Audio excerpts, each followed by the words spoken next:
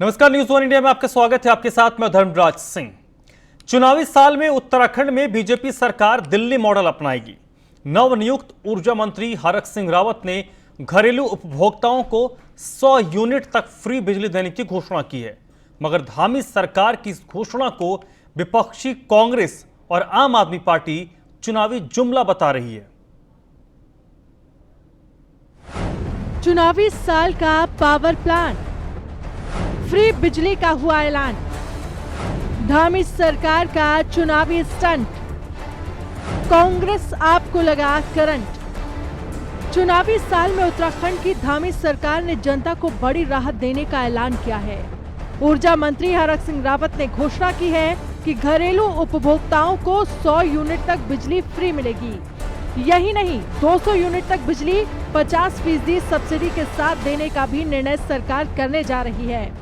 हरक सिंह ने कहा है कि कोरोना महामारी को देखते हुए 31 अक्टूबर तक बिजली सरचार्ज भी माफ होगा। सरकार की इस घोषणा से राज्य भर के 16 लाख घरेलू उपभोक्ताओं को लाभ मिलेगा। उत्तराखंड में करीब 26 लाख बिजली उपभोक्ता हैं। निर्णय लिया है कि हम मंत्रिमंडल के सामने हमारा विभाग प्रस्ताव ले जाएगा कि हम 100 यूनिट तक निःशुल्क बिजली देंगे प्रदेश के गरीबों को। इस कोविड महामारी में हम गरीब को, जो बेचारा 50 रुपये नहीं जमा कर सकता, 100 रुपये नहीं जमा कर सकता है, उसको हम निःशुल्क बिजली देंगे। हमने ये निर्णय लिया है। हमने ये प्रस्ताव मंत्रिमंडल, निर्णय तो मंत्रिमंडल लेगा, लेकिन ये प्रस्ताव हमने अपने विभाग की ओर से प्रस्तुत करने का निर्णय लिया है। घरेलू उपभोक्ताओं को 100 यूनिट तक मुफ्त बिजली देने की घोषणा को कांग्रेस ने बीजेपी का चुनावी जुमला बताया है। कांग्रेस प्रवक्ता गरिमा दसोनी का कहना है कि सरकार ने 4.5 साल में कोई काम नहीं किया है और अब ऊर्जा मंत्री हरक सिंह रावत फ्री बिजली का पुलाव परोस रहे हैं। आप प्रवक्ता रविंद्र जुगरान ने भी सरकार की फ्री बिजली योजना पर सवाल उठाए हैं। हरक सिंह जी जानते हैं कि अब चलाचली की बेला है, विदाई की बेला है। ऐसे में अभी तो केवल ऊर्जा मंत्रालय ने पुलाव परोसा है, अभी तो बाकी मंत्रालय बचे हुए हैं। और मैं कहना चाहती हूँ हरक सिंह जी से कि जो आप कह रहे हैं कि जब जब जनता बटन दबाएगी तब तब हरक सिंह को याद करेगी, बिल्कुल सही कहा आपने। 4.5 साल जब जब जनता ने बटन दबाया, उसने भाजपा के कुशासन को याद किया है और अभी तो आपने सिर्फ जुबानी जमा खर्च किया है। ये योजना आपकी धरातल पर कितनी उतरती है, ये तो भविष्य के गर्भ में है। तो विद्युत के रेट्स हैं, पर यूनिट बिजली बहुत महंगी है, तो आम आदमी पार्टी ने आंदोलन चलाया, विद्युत केंद्रों में उपभोक्ताओं को जागरूक किया, बिजली बिलों की प्रतियां फूकी, तब जाके इनको ये लगा कि ये आम आदमी पार्टी तो आगे निकल रही है, ये जो है लोकप्रिय हो रही है। तो ऑल ऑफ अ सडन ये रिएक्शन इनका आया है, जो बिना होमवर्क के है, केवल लोक लुभावनी घोषणा मात्र है। उत्तराखंड में पर्याप्त तो बिजली उत्पादन होता है, लेकिन आज तक किसी भी सरकार ने 1 यूनिट बिजली भी फ्री देने का फैसला नहीं लिया। अब ये हौसला मंत्री हरक सिंह रावत ने दिखाया है, तो सवाल ये है कि इस फैसले के पीछे क्या वाकई में जनहित है या फिर आम आदमी पार्टी का फ्री बिजली देने का एजेंडे का डर भी एक बड़ा कारण है। इसका जवाब तो हरक सिंह रावत ही जाने, लेकिन देखना ये होगा कि फ्री बिजली देने का फैसला कब तक अमल में लाया जाता है। अपने सहयोगी फैजान और सुदीप जैन के साथ में फ़हीम तन्हा, न्यूज़ वन इंडिया, देहरादून। तो अब बिजली की सियासत उत्तराखंड में हो रही है। भारतीय जनता पार्टी की तरफ से कहा जा रहा है, नई सरकार की तरफ से कहा जा रहा है कि हम 100 यूनिट तक मुफ्त में बिजली उत्तराखंड के लोगों को देंगे। तो आम आदमी पार्टी और कांग्रेस इसको लेकर सरकार को घेर रही है। आम आदमी पार्टी ये कह रही है कि हमारे दिल्ली मॉडल को आप अपना रहे हैं, तो कांग्रेस कह रही है कि चला चली की बेला है, तो ऐलान आप कर रहे हैं। आज हम इसी मुद्दे पर चर्चा करेंगे कि क्या ये फ्री के जो ऐलान हैं इससे कोई फायदा होगा, क्या इस तरीके के चुनावी बेला में इस तरीके के ऐलान कोई इम्पैक्ट डालते हैं। और इस चर्चा में मेरे साथ नवीन ठाकुर साहब जुड़ रहे हैं, भारतीय जनता पार्टी के प्रवक्ता हैं। इसके साथ साथ रविंद्र जुगरान हैं, आम आदमी पार्टी के नेता। आप दोनों का स्वागत। और किशोर उपाध्याय साहब हैं। किशोर जी, सर आपका भी बहुत बहुत स्वागत है।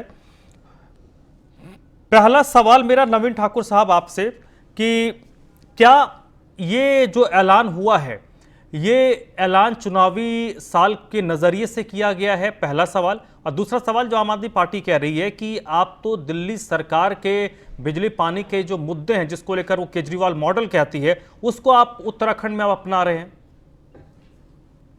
धर्मराज जी, आम आदमी पार्टी जुमलेबाजों की पार्टी है और केवल जो है जमा जुबानी खर्च करते हैं उत्तराखंड में। उत्तराखंड में आम आदमी पार्टी का कोई अस्तित्व है नहीं। केवल फेसबुक और सोशल मीडिया पर चलाने से जो है कोई संगठन नहीं जीत सकता। धरातल में कैडर चाहिए और आम आदमी पार्टी का संघर्ष है कि वो किसी तरह से जो है कांग्रेस का थोड़ा बहुत जो है अपना असंतुष्ट वोट खींच ले, या जो कांग्रेस के कार्यकर्ता असमंजस में है कांग्रेस की अंदरूनी लड़ाई के कारण वो उससे जुड़ जाए, तो उनका वही लक्ष्य है। भारतीय जनता पार्टी के इस मुकाबले में कहीं ठहरते नहीं है। तो दिल्ली मॉडल है, ये मॉडल है, उस तरह से क्या है कि ये कुछ ना कुछ इनको चाहिए ही। देखिए, हरक सिंह रावत जी बहुत कद्दावर नेता हैं और बहुत समझदार नेता हैं और उत्तराखंड के बड़े नेता हैं। आप देखिए, जहां से भी हरक सिंह रावत जी चुनाव लड़े वहां से चुनाव जीते, क्योंकि लोकप्रिय हैं। चाहे वो कोटद्वार से लड़े वहां से जीते, चाहे लैंसडाउन से लड़े वहां से जीते, चाहे वो पौड़ी से लड़े वहां से जीते। तो उन्होंने जो निर्णय लिया है बहुत सोच समझ के लिया है, बहुत अच्छा निर्णय लिया है और उत्तराखंड के कम से कम 13 से 14 लाख उपभोक्ताओं को इसका फायदा मिलने वाला है। 26 से 27 लाख जो है उपभोक्ता, 26 लाख कुछ हजार जो है उपभोक्ता उत्तराखंड में है और उसमें जो उपभोक्ता की संख्या करीबन ऐसे उपभोक्ता 8 लाख हैं जो महीने में 100 यूनिट से कम जिनकी बिजली का बिल आता है सुदूर क्षेत्रों में, और जो गरीब वर्ग है तो उनको इससे बड़ी राहत मिलने वाली है। आप सोचिए 8 लाख। लेकिन सर नवीन ठाकुर साहब, सवाल तो आपसे पूछा जाएगा ना, आपसे पूछा जाएगा कि आखिर के 5-6 एक मिनट नवीन ठाकुर साहब एक मिनट आपको मेरी आवाज आ रही है? तो जनता नवीन ठाकुर साहब, आपको मेरी आवाज आ रही है? लगातार 4.5 साल भी काम किया। नवीन ठाकुर साहब, आपको मेरी आवाज आ रही है? उनके लिए काम करता है, तो इसलिए अब जो है विपक्षी दलों में लगता है मेरी आवाज उन तक नहीं जा रही है। किशोर उपाध्याय साहब हमारे साथ जुड़े हुए हैं, कांग्रेस पार्टी के वरिष्ठ नेता हैं। किशोर उपाध्याय साहब, किस तरीके से आप इस ऐलान को देखते हैं? किसी भी गरीब को अगर कोई भी स्टेट गवर्नमेंट अगर जनता के हित के लिए कोई फैसला ले तो उस पर क्वेश्चन नहीं खड़ा किया जा सकता, लेकिन टाइमिंग पर तो जरूर सवाल खड़े किए जा सकते हैं कि भाई अगर आपने ऐलान किया तो ये ऐलान पहले भी हो सकता था।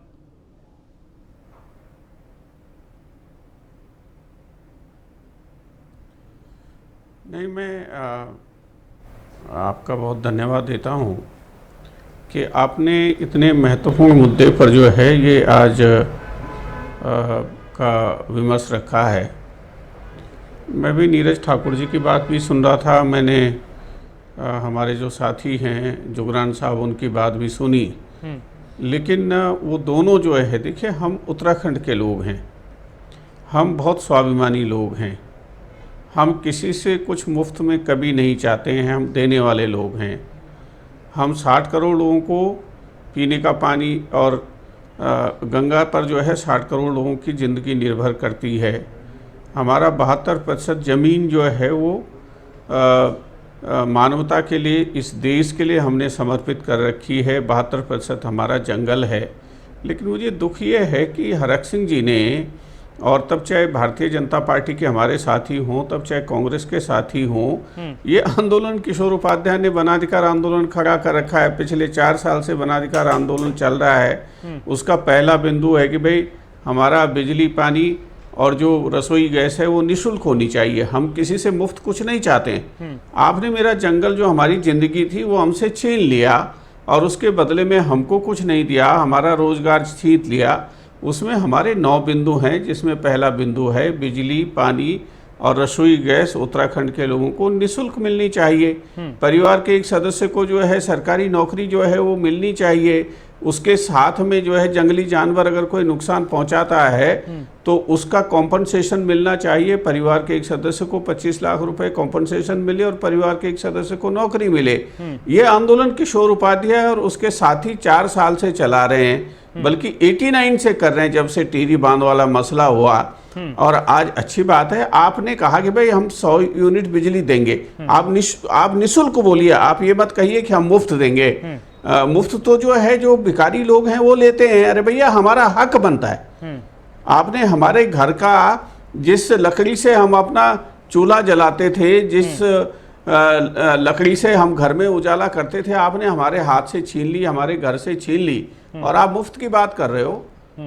हरक सिंह जी को मैं सुझाव देना चाहता हूं कि आप ये कहिए कि हम निःशुल्क देंगे, और जो हमारे वनाधिकार हैं, जो फॉरेस्ट राइट्स एक्ट है 2006 का, जिसमें ये कहा गया है कि जो ये सामुदायिक और व्यक्तिगत अधिकार हैं ये फॉरेस्ट ड्वेलर के, अभी तो हमको आप जो है फॉरेस्ट ड्वेलर का दर्जा ही नहीं दे रहे हो। तो एक शुरुआत हरक सिंह जी ने की है, उसके लिए मैं उसको बधाई देता हूं, लेकिन मुफ्त न कहें वो, ये कहें कि हम निःशुल्क देंगे। कॉम्पनसेशन है ये उसका, जो हमने उत्तराखंड की जमीन पर कब्जा कर रखा है, और उसके साथ साथ में पानी की भी बात करें, और रसोई गैस का 1 सिलेंडर जो है निःशुल्क उत्तराखंड के लोगों को दें। जो उत्तराखंड वनाधिकार आंदोलन के जो मुद्दे हैं उनको सरकार स्वीकार करे, तब तो हम मानेंगे कि उनके मन कर्म वचन में कोई जो है किशोर सत्यता उपाध्याय जी, है। किशोर उपाध्याय मन जी, कर्म वचन से वो कह रहे हैं, नहीं तो ये फिर एक जो है सर मैं आपसे ये समझना चाहता हूं, क्योंकि आप काफी सीनियर पॉलिटिशियन है, उत्तराखंड को आप बेहतर तरीके से समझते हैं। क्या इस तरीके के निःशुल्क कहिए, फ्री कहिए, इस तरीके से जो चुनावी वादे होते हैं, ये क्या वोट में तब्दील हो सकते हैं?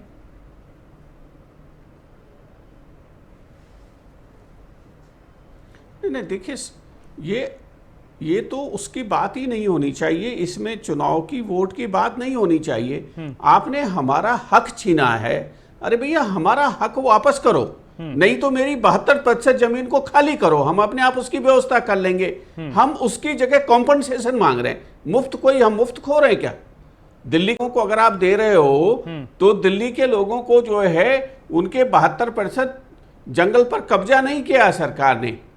यहां वो चुनावी दृष्टिकोण से कर सकते हैं, लेकिन ये उत्तराखंड के लोगों का अधिकार है, उनके पुश्तैनी हकूक हैं, पुश्तैनी अधिकार हैं, उनको बहाल करने की बात है। और 2006 का कानून बना हुआ है, आप उसको लागू नहीं कर रहे हैं। हरक सिंह जी तो वन मंत्री हैं, सबसे पहले उन सारे के सारे 2006 के जो वनाधिकार कानून है उसको लागू क्यों नहीं करते हैं उत्तराखंड में? तो इसलिए कि कहीं पर उन्होंने ये नहीं कहा कि भाई किशोर उपाध्याय और उसके साथी इतने लंबे समय से इसके लिए लड़ रहे हैं, हमने उनसे एक क्लू लिया है। ये असली में वनाधिकार आंदोलन को इसका श्रेय जाना चाहिए, और मुफ्त वाला शब्द इनको अपने जो भी ये आदेश करें, और अभी तो कहा ही नहीं है। आप कह रहे हैं मैंने आदेश कर दिया, अब मंत्री जी ने आदेश कर दिया, अभी मंत्रिमंडल में जाएगा, फिर कैबिनेट की, हाँ ये लंबी कागजी प्रक्रिया है, उन्होंने अपने विभाग की तरफ से किया है किशोर उपाध्याय साहब, ठीक है होगा। नहीं चलिए, ये आपने अच्छी बात कही कि भाई उत्तराखंड का पानी, उत्तराखंड का जंगल, तो ये उनका एक अधिकार है, तो उनको एक कंपनसेशन मिलना चाहिए। और जहां भी जिस प्रदेश से जिस रिसोर्सेज को आप उठाते हैं उनको एक कंपनसेशन मिलना चाहिए। वहां की वो जनता, वहां के लोग इसको डिजर्व करते हैं। रविंद्र जुगरान, आप मुझे बताइए कि एक पॉइंट किशोर उपाध्याय जी ने रेज किया है, अपार्ट फ्रॉम पार्टी पॉलिटिक्स और क्या कुछ चुनावी माइलेज लेने की बात होती है। हालांकि सियासी पार्टियां और सियासी लोग माइलेज लेने की कोशिश करते हैं, लेकिन उत्तराखंड के लोगों को बिजली, पानी जैसी मूलभूत चीजें तो डिजर्व करते हैं कि उनको ऐसे ही मिले, उसको लेकर उनको कोई कुछ पे ना करना पड़े।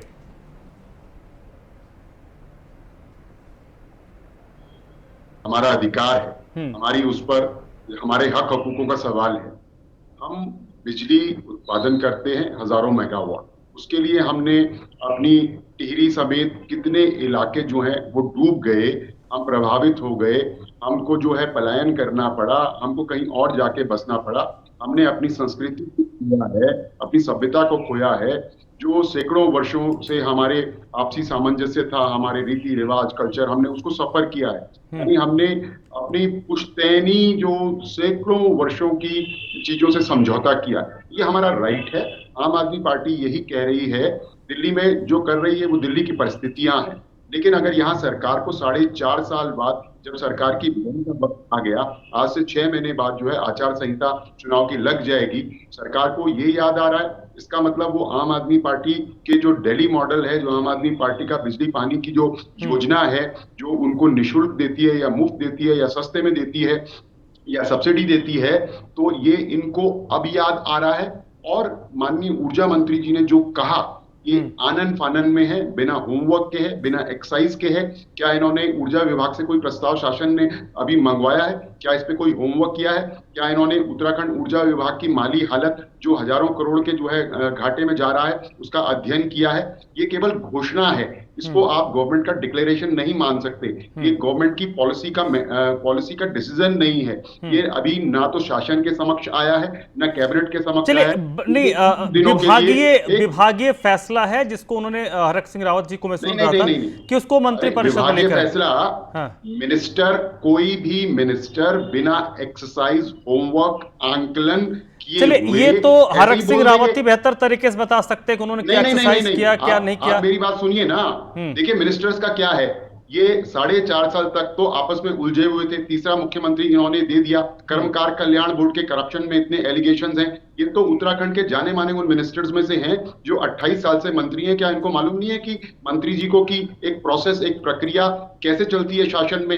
विभाग शासन को भेजता है, शासन अनुमोदन करता है, प्रस्ताव आता है, कैबिनेट नोट बनता है, कैबिनेट के समक्ष। चलिए ठीक है सर, चुनावी साल है। रोहित जुगरान, रविंद्र जुगरान साहब, ये चुनावी साल है। चुनावी साल में ऐसे ऐलान होते हैं, इसलिए मैंने जो शुरू किया था। नहीं, रविंद्र जुगरान साहब, चुनावी साल में क्या एक्सरसाइज होता है, नहीं होता है? आपने प्रक्रिया की बात की, प्रक्रिया की थोड़ी बहुत समझ हमें भी है, लेकिन चुनावी साल में क्या प्रक्रिया फॉलो होती है, नहीं होती है, उसको हम सभी मानते हैं। और ऐलान किया, हमारा क्वेश्चन मार्क, मैंने यही सवाल पूछा था किशोर उपाध्याय साहब से कि टाइमिंग की बात है, कि जो टाइमिंग है उस पर क्वेश्चन है। ठीक है, नहीं, एक मिनट, ठीक है नवीन, आपने क्वेश्चन रेज कर लिया। नहीं, पूरी बात होने दीजिए, अभी मुझको बोलना है और लोगों को बहुत समय दिया आपने। टाइमिंग बता रही है कि पूरी तरह से अगंभीर है, केवल चुनाव के दृष्टिगत ये बात नहीं है। और ये अच्छी बात है कि भाजपा सरकार ने आम आदमी पार्टी का जो मॉडल है उसको एक्सेप्ट किया है, स्वीकार किया है। आज से 3.5 साल पहले भी इसी प्रचंड बहुमत की भाजपा सरकार ने दिल्ली के स्कूल्स की व्यवस्था को देखने के लिए यहां से एक डेलीगेशन दिल्ली भेजा था। तो शिक्षा को इन्होंने स्वीकार किया पर इंप्लीमेंट नहीं किया। ठीक है, आप लोगों की एक नैतिक विजय है सर, आपकी एक नैतिक विजय है। आप मान रहे हैं कि हाँ, बिल्कुल, आप ये कह रहे हैं कि आपकी नैतिक विजय है, आपके मॉडल को उत्तराखंड गवर्नमेंट फॉलो कर रही है। यहां पर नवीन ठाकुर साहब, 1 मिनट में मुझे जो किशोर उपाध्याय साहब ने कहा, जो रविंद्र जुगरान ने कहा कि आप दिल्ली के मॉडल को अपना रहे हैं, पहला सवाल। दूसरा सवाल, किशोर उपाध्याय जी कह रहे हैं कि इसकी लड़ाई तो किशोर उपाध्याय अपने संगठन के साथ और अपनी एक संगठन को बनाकर वो लड़ रहे हैं, तो उसमें आपने अगर उनसे कुछ सीखा है, उनसे कुछ लिया है, तो उनको एक श्रेय भी दे दीजिए कि इस तरीके की बात। दूसरी बात, उन्होंने कहा कि आप मुफ्त क्यों कहते हैं, आप निःशुल्क कहिए। ये तो उत्तराखंड के लोग डिजर्व करते हैं कि उनकी जमीन है, उनका पानी है, तो भाई उसके बदले आप उनको कंपनसेट कीजिए। धनराज जी, बहुत सही बात।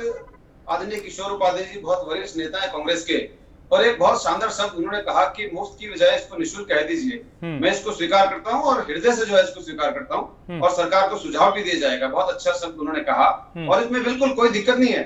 लेकिन एक चीज और जो किशोर उपाध्याय जी ने कही कि 2006 से वन अधिनियम क्यों नहीं लागू किया, मेरा आदरणीय किशोर उपाध्याय जी से सवाल है कि 2012 में कांग्रेस की सरकार रही और 5 साल रही, और आदरणीय किशोर उपाध्याय जी प्रदेश के अध्यक्ष रहे, तो उस वक्त जो है कांग्रेस ने क्यों नहीं लागू किया? इनके 2 मुख्यमंत्री आए, उस वक्त लागू करना चाहिए था।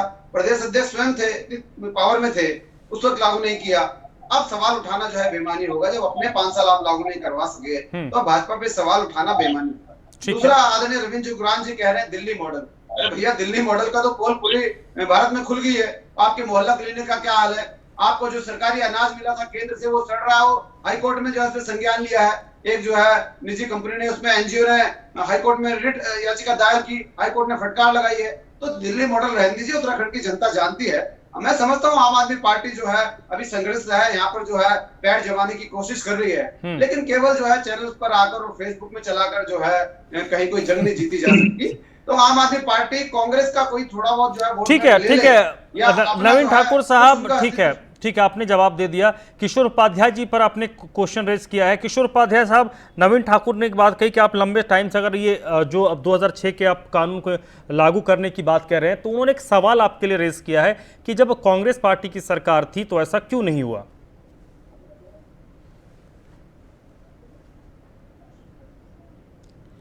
नहीं, ठाकुर साहब जो हैं बहुत ही विद्वान, हमारे मूर्धन्य विद्वान साथी हैं, और जुगरान साहब भी हैं।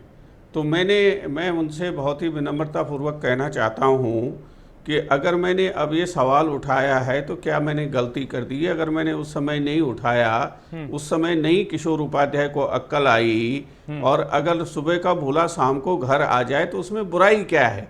चलो मैं ये कहता हूँ भाई मुझसे गलती हो गई, तब नहीं उठा ये मामला। मैंने तो ये जो मामला तब उठाया जब मैं तिलाड़ी गया। नीरज ठाकुर साहब को पता होगा कि जो वन फॉरेस्ट ड्वेलर का पहला सबसे बड़ा आंदोलन तिलाड़ी में हुआ, जहाँ बहुत से लोग मारे गए, और यहाँ तक हुआ कि जब वो जुर्माना नहीं दे पाए तो उनकी बहू बेटियों का नीलाम हुआ, तब भी वो अपने वनाधिकारों से पीछे नहीं हटे। तब मैंने ये क्लू लिया और वहाँ से ही आंदोलन शुरू किया है। अब अगर मैंने, वो तो बिल्कुल जो है जैसे हमारे प्रधानमंत्री जी कहते हैं कि नेहरू जी ने ये कर दिया, फलाने जी ने ये कर दिया। अरे भैया उस पर मत जाओ। मैं उनसे निवेदन करना चाहता हूँ, निवेदन ये करना चाहता हूँ कि कम से कम अब समझ जाइए।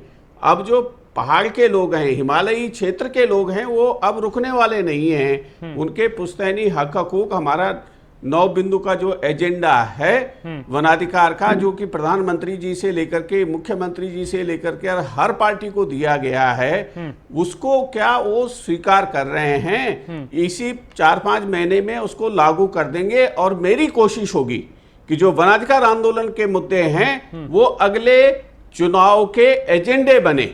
हमारे लोगों को केंद्र सरकार की सेवा में आरक्षण मिलना चाहिए। इसी नोट पे मैं स्वास्थ्य निःशुल्क होना चाहिए। किशोर उपाध्याय साहब, इसी नोट पे मैं रैप अप करूंगा। समय की पाबंदी है सर, समय भी खत्म हो रहा है। हमको तो बोलने दीजिए। 30 सेकंड। रविंद्र जुगरान साहब प्लीज क्या जी। देखिए, कोई भी स्टेट जो है वो वेलफेयर स्टेट होती है, कल्याणकारी राज्य की अवधारणा से उसको काम करना होता है। कोई सरकार व्यापारी नहीं होती। निम्न गरीब कमजोर वर्गों को, जो आर्थिक रूप से बहुत कमजोर हैं, उनको सहायता देनी होती है। हर प्रकार की सहायता होनी दे। अब कोई सरकार उसी बजट में जो है करप्शन करती है, कोई सरकार उसी बजट का सदुपयोग करके। चलिए रविंद्र जुगरान साहब, बहुत बहुत शुक्रिया। वक्त की पाबंदी होती है सर, आप इस बात को समझ सकते हैं। नवीन ठाकुर आपका भी बहुत बहुत शुक्रिया। किशोर उपाध्याय जी आपका भी बहुत बहुत शुक्रिया। तो बिल्कुल स्टेट एक वेलफेयर स्टेट होना चाहिए, और वेलफेयर स्टेट को जो फैसला लेना चाहिए वो जनहित के फैसले होने चाहिए। उसमें पानी, बिजली, सड़क, ये मूलभूत बातें होती हैं, और चुनावी मुद्दा ऐसी मूलभूत चीजें ही होनी चाहिए जो अमन होती नहीं है। अगर पानी, बिजली, सड़क, स्वास्थ्य, शिक्षा, ये अगर मूलभूत मुद्दे होंगे तो वाकई एक डेवलप्ड उत्तराखंड नजर आएगा, एक डेवलप्ड देश नजर आएगा। अमून हम ये देखते हैं कि ऐसे मुद्दे कभी चुनावी मुद्दे बन नहीं पाते हैं। तो आज के हमारे इस खास चर्चा में बस इतना ही।